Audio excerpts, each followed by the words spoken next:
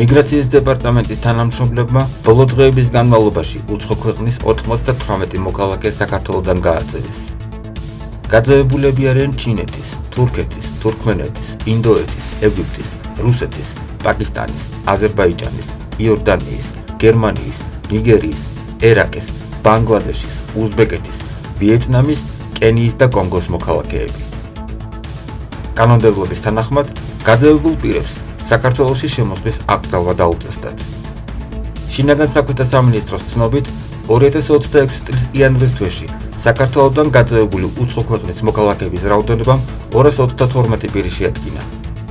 ხოლო თებერვლისთვის სტატისტიკური მონაცემებით მიგრაციის დეპარტამენტმა ქვეყნიდან 312 უცხოელი არალეგალი გააძევა. 2026 წლის მხოლოდ 2 თვის შედეგების მიხედვით გაძევებულია სულ 544 პირი. მიმდინარე წლის იანვარ-თებერვლის ჯამბური მონაცემებით ქვეყანა დატოვა 1306 უცხოელმა, რომლებსაც დარღვეული ჰქონდათ ქვეყანაში კანონიერად ყოფნის ვადები, რის გამოც მათ ადმინისტრაციულ სამართალდარღვევათა კოდექსის 191 მოხლის საფუძველზე ფულადი ჯარიმა 1000-დან 3000 ლარამდე დაეკისრათ და დამატებით აეკრძალათ ქვეყანაში შემოსვლა 1-დან 3 წლამდე ვადით.